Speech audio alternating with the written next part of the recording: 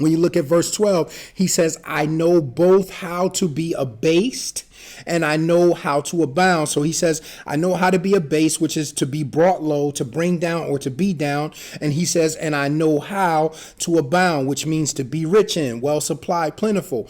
Once again, he's learned these things. He's learned in both of these states that he is in to be content. And what does that show you? That they're necessarily contentment or being satisfied in God or being satisfied where you are has nothing to do with the ceiling. Because if it did, then how would he be low at some times and then be rich at some other times, or, well supplied at some other times, or have plentiful at some other times? It just depends on where, you are in God at the time, what it is that God has for you, when he's going to give it to you. Because sometimes we think that we deserve some things that we believe in God for, that may be for our lives, that it may be in the will of God for us to have, but it just may not be the time to have it because we may not know how to handle it. It may be like that, like how the children of Israel were with the land of Canaan. We may get there and just forget totally about God and all that he's brought us through. And that's why it is so important, ladies and gentlemen, for us to learn to be content, to know how to be abased. Right now,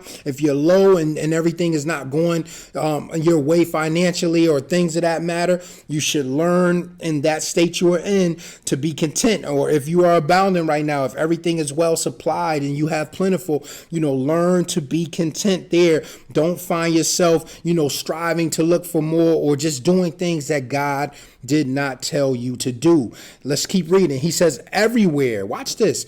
Everywhere and in all things, I am instructed. That word instructed there means to teach or train. So once again, he's learning. I am instructed both to be full and to be hungry. I've learned in both states, in other words, I'm not going to get out of the will of God on either side of these things, both to abound and to suffer need. I can do all things through Christ, which strengthens me. Isn't it ironic that scripture that we quote all the time, Philippians 4:13, I can do all things through Christ, which strengthens me, comes from Paul having this conversation with the people at Philippi about being content. That's where that scripture comes from. That scripture that we quote all the time, it is dealing with this conversation that Paul was having with them about being content. And I think it is very important that we learn that, because when you are not content, if you are not satisfied in God, no matter what state you are in, I'm telling you, it is easy for the devil to get you out of the will of God.